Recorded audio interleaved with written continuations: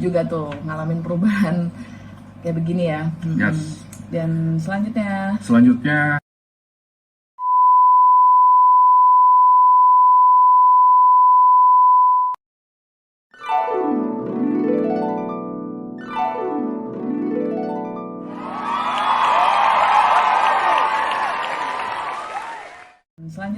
selanjutnya yang ke berapa, 6 ya? yang keenam, perubahan dalam kemandirian dan ketergantungan.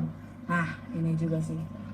Dari aku kali ya, kalau aku sih sebenarnya sebelum menikah itu tuh kayak kok ngerasa bisa ngelakuin semua hal sendiri lah ya. Rasanya tuh begitu. Superwoman. Superwoman. Jadi waktu menikah tuh bener-bener kadang ada itu jelek juga sih. Kadang aku ngerasa kalau aku ngerjain sendiri tuh lebih puas dibanding dibantu sama orang lain. Tapi ketika menikah tuh itu harus berubah gitu. Aku tuh harus bener-bener mau karena kita untuk ada minta partner ya. mau minta bantuan gitu. Mau mengkomunikasikan masalah, nggak semua dihadapin sendiri gitu. Mungkin ada sebagian orang itu malah lebih gampang dong jadinya gitu. Tapi ada sebagian orang seperti aku tuh malah susah gitu untuk ini sama pasangan. Tapi nanti lama-lama terbiasa juga sih. Namanya perubahan kan di awal pasti sulit, tapi lama-lama bisa terbiasa. Ya, dan poinnya meminta bantuan kepada pasangan itu tuh nggak salah. Justru itu bisa bikin itu akan membuat kalau pasangan kita itu merasa dihargai, dibutuhkan dan itu bagus banget buat untuk kita bonding antar pasangan. Dan itu di hal-hal seperti ya contohnya kayak misalkan hal-hal bersih-bersih rumah setiap hari. Nah itu kita harus bisa bekerja sama. Ya, betul. Ya kalau misalkan salah satu pasangan meminta meminta bantuan, kita juga harus meresponnya dengan baik gitu. Ya. Ini seru juga ya. Karena kita mengalaminya lumayan seru juga ya. dari pengalamannya dia. Oke. Yang ketujuh itu adalah perubahan dalam hubungan dengan keluarga dan teman. Nah ini lumayan ya. Betul. Lumayan. Lebih ke ini sih, kalau perubahan hubungan tuh kadang kan ya itu tadi sih nyangkut sama poin yang waktu ya, prioritas ya, kembali lagi. Kadang kan kalau kamu kan lebih banyaknya dengan keluarga kan? Keluarga. Ya. Kalau aku tuh lebih keluarga. Jadi, sebelum merit. Kalau sebelum meritnya tuh lebih ke teman. Dengan keluarga. Kalau saya mungkin lebih banyak ke komunitas sama teman gitu. Itu gimana tuh cara kamu menghadapi perubahan itu tuh? Iya, nah itu sih sebenarnya kalau untungnya kalau di aku sih sebenarnya nggak terlalu berat, karena sesudah menikah pun waktu dengan keluarga tuh tetap ada ya. Tetap ada, cuma memang nggak sebanyak dulu gitu istilahnya. Karena kan kayak misalkan kalau di aku tuh ada orang tua juga yang kadang kan harus, kebetulan orang tua aku tuh harus ada diantar karena kebetulan orang tua aku sakit, ada misalnya diantar berobat apa segala macam. Dan mungkin kalau sebelum menikah itu kan tinggal kalau mau pergi ya udah pergi aja gitu. Tapi kalau sekarang kita harus pikirin dulu nih, ini waktunya gimana nih, apa harus selesaikan dulu apa kewajiban aku sebagai istri dulu, baru aku bisa misalkan anterin orang tua atau apa gitu. Karena ada juga persepsi orang yang bilang kalau misalkan orang tua tuh lebih diutamakan dibanding pasangan. Tapi kalau di kepercayaan kita dan juga apa yang kita pelajari, itu sebenarnya tetap pasangan ya yang harus diutamakan, baru orang tua dan keluarga gitu. Nggak tahu sih kalau ada mungkin di sini yang beda pendapat atau kepercayaan berbeda, boleh sharing-sharing. Kalau kita sih begitu, tapi tetap gitu kita harus bisa juga istilahnya kalau kita ada waktu ya kita harus bantu, harus bisa meluangkan waktu juga buat keluarga. Ya kalau saya sih yang paling kerasa itu tentang komunitas ya, maksudnya waktu dengan teman itu sangat-sangat harus berubah ya semuanya. Berubah banget gitu, maksudnya dari kualitas dan juga kuantitas waktunya gitu. Jadi siap-siap aja kalau diceng-cengin teman-temannya ya. Ya itu udah kalau udah maksudnya udah jadi hal yang perubahan yang baru kan.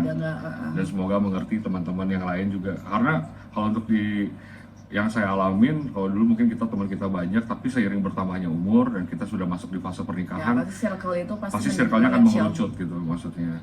Dan itu akhirnya nanti ketika misalkan kita bisa ketemu lagi ya, dengan ada waktu luang, itu lebih quality time sih sebenarnya.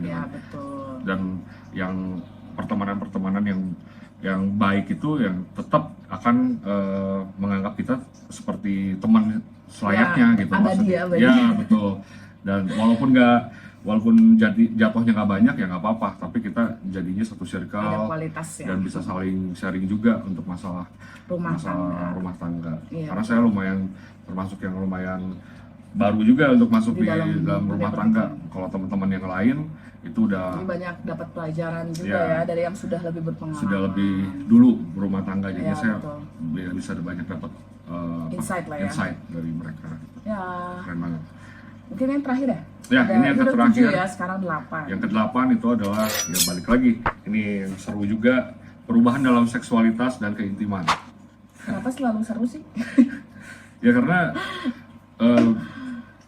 Ya, intinya sih, gini, gitu. intinya dalam rumah tangga itu ini udah termasuk satu paket yang lengkap ya, maksudnya kalau kita bicara masalah seksualitas, keintiman, dan ini adalah kita concern banget, ini adalah faktor yang sangat penting banget. Ya, kembali lagi Ya. kita pernah bahas. Ya, kenapa kita bilang penting? Karena kalau misalkan areal ini bermasalah, areal ini tuh kita nggak ada trust dari masing-masing pasangan, ini tuh akan berimbas ke banyak hal gitu. Ya, jadi di sini tuh maksudnya perubahannya tuh dalam arti kita tuh tahu sekarang kita punya pasangan yang memang mempunyai kebutuhan secara seksualitas. Jadi kita harus tahu gitu pasangan kita membutuhkan hal itu dan kita bisa memberikan kebutuhan Ya, betul. tersebut gitu. Jadi itu kan suatu perubahan juga ya yang terjadi gitu. Jadi kayak sebelumnya mungkin kita nggak tahu hal seperti itu atau kita nggak biasa melakukan hal seperti itu.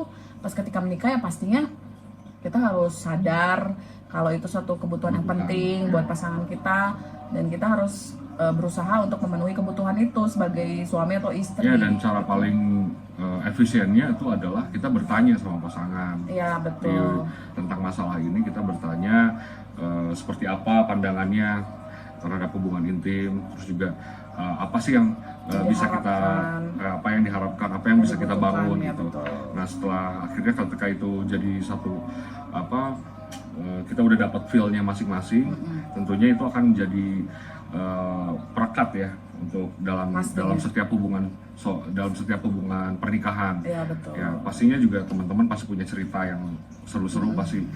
Dan itu juga bisa banget di-sharing di kolom komentar juga. Yes, betul. Oke.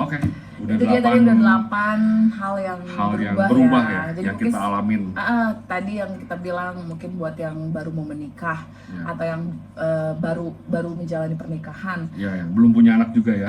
Ini untuk yang belum punya anak ya. Yes. Mungkin bisa nih mempersiapkan tadi perubahan-perubahan yang mungkin bakal terjadi gitu. Dan jadi sebenarnya kesimpulan dari semuanya itu apa sih sebenarnya dari yang kita bahas itu dari 8 poin perubahan itu? Jadi kesimpulannya menurut kita, jadi yang berubah itu kita akan mengalami perubahan gaya hidup yang berbeda. Betul.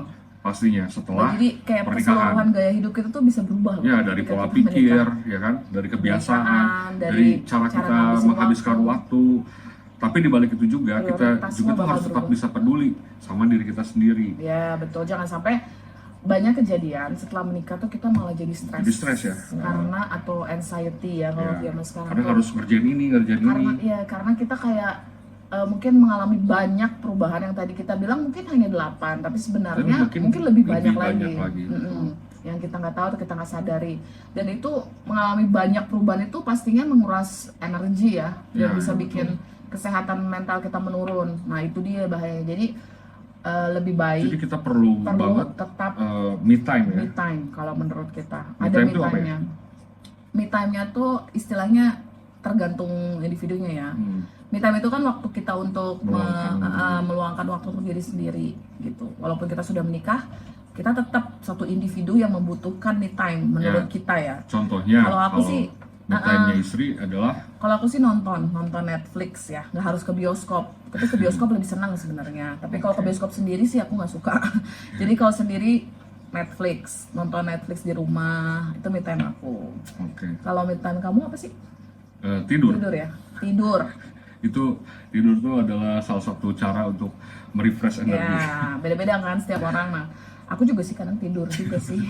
Tapi maksudnya beda-beda pasti setiap orang. Nah itu tuh kita Ya, perlu dan bermain musik juga sih. main musik. Itu main musik juga apa recharge energi banget. Dan pasangan tuh harus mengerti gitu. Apa namanya, memberi ruang lah buat pasangannya untuk bisa punya me time-nya, Ya. supaya nggak stres, nggak apa, pernikahan tuh dianggapnya jadi Ya. kayak mengerikan atau aduh Jadi walaupun beban yang berat. ini ya, yang apa walaupun banyak hal yang berubah pastinya, banyak hal yang mungkin kerasanya jadi nggak enak atau bikin kamu stres atau jadinya kamu khawatir, tapi bagaimana caranya kita sama pasangan itu harus bisa saling berkomunikasi intens untuk apa? Untuk kita tuh nggak terjebak ke hal-hal seperti stres, Ya. khawatir, dan juga kita tuh juga nggak capek karena pernikahan itu harus enjoy, Iya, kan? betul. Pernikahan itu harus dibikin kita tuh harus menyenangkan gitu. Ya, maksudnya. kalau capek sih pasti ya, Ya. pasti bakal capek karena kan banyak yang berubah. Tapi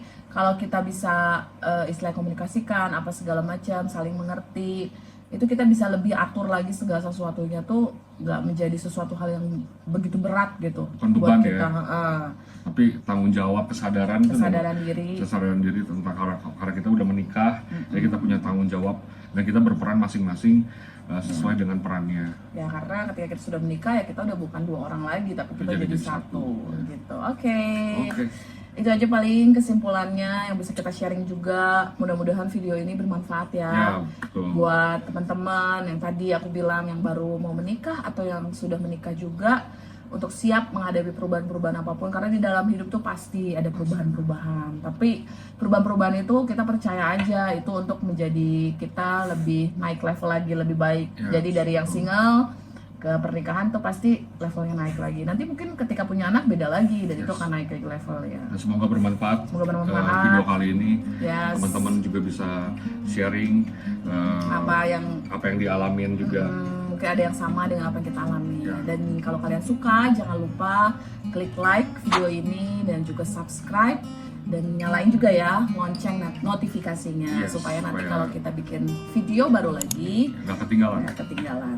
Oke. Betul. Terima kasih udah nonton. See you on next video. Dadah.